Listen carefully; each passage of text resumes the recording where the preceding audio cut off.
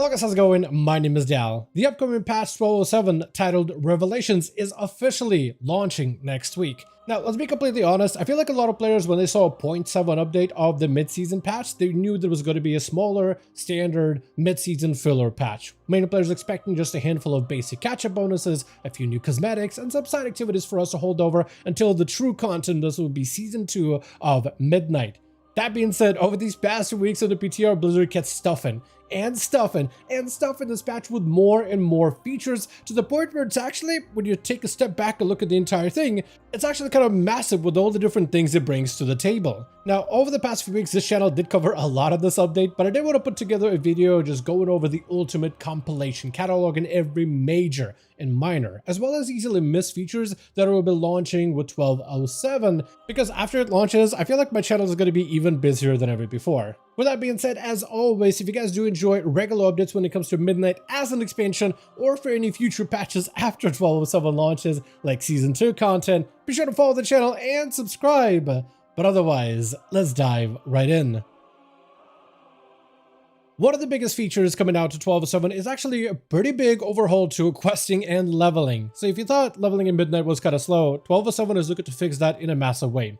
First of all of the regular content, like weekly activities and open world content, has gotten a massive XP rework, from dungeon quests awarding far more experience, normal prey now awarding like 30% more experience than ever before. Weekly world quests are also a lot better, and there's what, four of them available, one for every faction, so now they're definitely worth doing. And even the Delve one-time quests, which were already really lucrative and worth doing, have actually also got buffed up as well. So just for doing your regular weekly activities out in the open world, doing prey for all of the rewards and currencies, or even just the first time you dive into delves on a brand new character, you're going to be earning far more experience than ever before, and all this XP scales no matter with your level, so that making your way to level 90 just through regular Midnight activities should be a lot more feasible. However, even then, once you're done with all those weekly activities, be sure to jump into the normal new zones, which are available in multiple tiers, with the normal tier actually becoming also reworked for brand new characters. Any character of yours that's under level 90 will be able to earn a ton of experience from the zones of Val and Nightel. So queue them up in normal and then slay rares, loot treasures, do quests, complete world quests, zone events. All of those things award you a significant amount of experience, farmable experience, while I have you. So it's actually a really good way for you to jump into a zone and just farm it to your heart's content, getting a bunch of currencies that you'll use at max level, but also a ton of experience, able to level up basically an entire level every 30 minutes or so from my testing. Though if you are looking for even faster leveling, Turbulent Timeways will also be there. While it is a massive catch-up for all of your ults, it is going to provide a significant amount of experience gain. Not only will you be able to get a stack in experience buff for every dungeon you do for its Timewalking during Turbulent Timeways, but also the buff will stack up. After 4 stacks, instead of transforming into a 20% XP gain, it actually becomes a 30% gain for that character that will not fall off even after you die, so it'll be a buff that you can take into a variety of different content, increasing your experience further than ever before. Outside of leveling, patch 1207 is also going to be a fantastic catch-up patch, and just like before with Turbulent Timeways, while it is a great way for you to catch up ults on levels, it also will be a great way to gear ults as well. As during Turbulent Timeways, the Timewalking quest for the time is actually going to provide you better rewards. Normally, those rewards are champion track boxes from the current raid tier, but during Turbulent Timeways, they're going to be heroic boxes every single week for you to be able to get on all of your ults, with it being Timewalking week for consecutive weeks during the entirety that is Turbulent Timeways. Also, during certain expansions, there will be raids that are available during those Timewalking instances, like the TBC will have Black Temple raid, and you can actually get heroic and champion track items from that raid as well. So even faster ways for you to get character geared up without necessarily really needing high gear, since Timewalking content scales to your character. Outside of this, 1207 is adding some new additions to the field accolades vendors, which will actually provide you better gear. Either you'll be able to use your main character to spend field accolades to buy champion track armor boxes for very specific slots for all of your ults to utilize, or as you jump into some of the open world and endgame content on that old character to gear them up, you can spend their currency to buy specific armor type boxes on hero track instead. So if you're still missing a weapon or a belt or a ring or any of the other slots that you still need to replace with a heroic tier item, you'll be able to buy them directly from that vendor. For those of you that are more into PvP, however, you'll actually will notice your PvP gear has gotten upgraded. But simply just for logging in for the patch 1207, you'll notice all your PvP items, be it Honor, Bloody Token gear, or Conquest gear, or even crafted items, will actually have gained +9 base item level. It's a retroactive injection, so it's not something you really need to do for all your characters later. It's just something that'll happen naturally, which offers characters more power, more stamina, but also just overall greater strength for the end of the season. For any characters that are still behind on other currencies that come from specific activities like the Abundance, you'll actually will notice that Abundance has gotten much easier to get. In order to be able to run through Abundance, normally you have to turn in the special currency in order to run it, 8 times on a single character? But now you can actually spend that special currency, the Shard of Dun Dun, you can spend 8 of them for a single run instead. So less overall runs from Abundance and more currencies for you to be able to pick up, whether you try to get a variety of different profession items, cosmetic items, or other rewards from those vendors specifically, or if you're simply just trying to catch up with that reputation also. Patch 1207 also adds additional player power, borrowed power, which is super odd to see in this expansion since Blizzard decided to mostly forgo borrowed powers, but the way they're implementing this new one is actually not too bad, which is called Omnium Folio. It's essentially a customizable borrowed power where every single week you'll be able to unlock additional runes in order to be able to further customize it. And by customizing, I really mean customize it. You'll get to decide how it fires off, how consistent its abilities are, what secondary stats it grants you, but also what powerful effects it's going to have for some of its capstone levels. It'll be something you'll unlock week by week basis, but it will essentially just add you more customizable power loadout, whether you're healing, tanking, or DPSing, in order to make your character more powerful for the rest of the season. Patch 1207 is also going to feature a ton of opportunity for solo players in order to get additional progression, especially when it comes to endgame loot. Starting with ritual sites, which are actually getting a new tier. Tier 6 difficulty is going to allow solo players, or really players with groups either, an opportunity to farm mythic crests. It does mean you'll have to uptick more challenges and enemies are going to be a little bit more powerful within ritual sites, but if you're able to complete them, that's an opportunity for you to be able to get farmable mythic crests. And since the content can be done solo, for many solo players that are trying to find a way to get more mythic crests outside of group content, this will be your opportunity to finally get mythic crests to either craft gear or upgrade your mythic track items. If you're a big fan of open world gearing, however, then I would recommend jumping into the new heroic world tier. The 2 invasion zones that I mentioned earlier, Val and Nightel, are going to be great for leveling characters, but also going to be fantastic for anybody looking to gear out their ults or even their main with a couple of items. The invasion zone is going to be much more challenging in a heroic world tier, but with enemies with greater challenges come also greater rewards.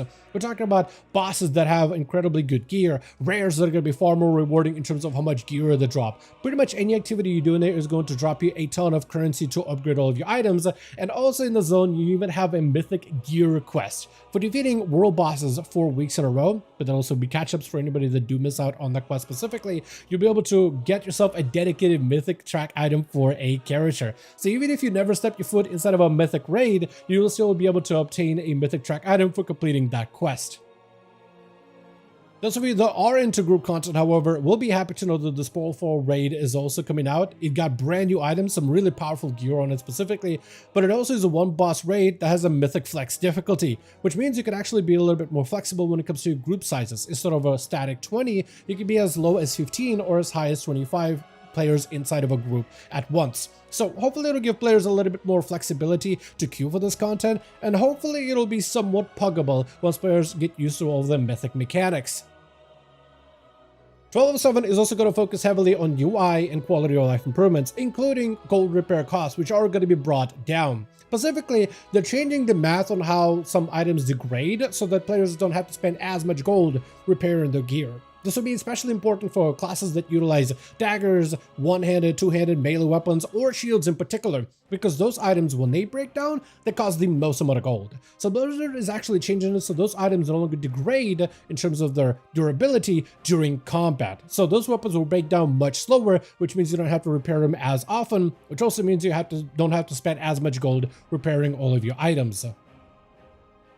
For UI, we also got a personal resource display addition. Normally, personal resource display isn't really super customizable, but 1207 is actually giving players more control of how they choose to display their UI. It's essentially a bar that shows you health as well as resources, but you can actually customize it so you can just show your resources or just your health. There's a lot more art being added in order to be able to customize it even better, so you can basically have more information on your screen while removing a lot more clutter from your UI to get you a little bit more of control of how that piece of UI looks for your character.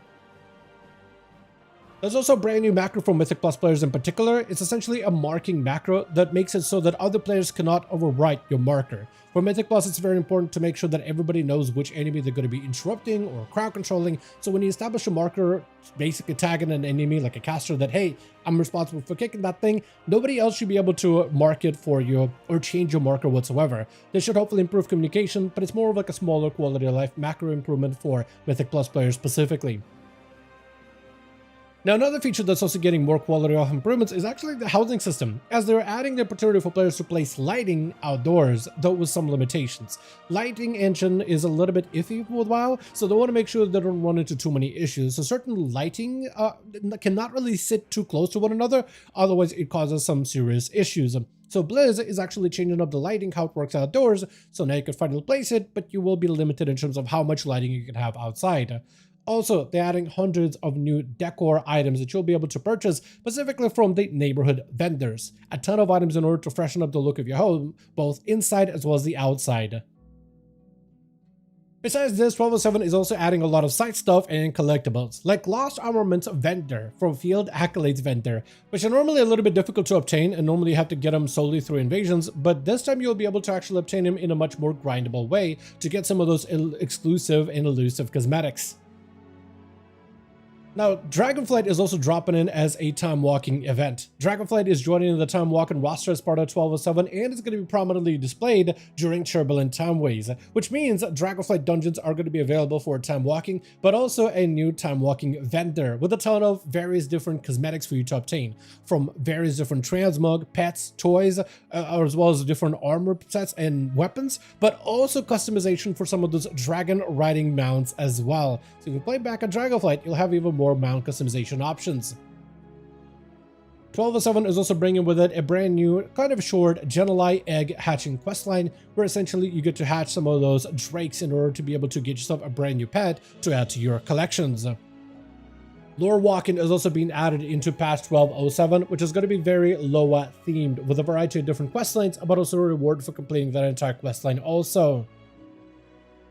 The Midsummer Fire Festival, which is launching so soon, is actually getting a pretty big update for 1207 with a ton of new rewards from various different armor cosmetics, which you'll likely be farming from the boss of that dungeon during the event, but also a brand new mount. Yes, yet another holiday mount is being added, so hopefully you'll have better luck than you did with the Headless Horseman mount or the Love Rocket from previous celebrations.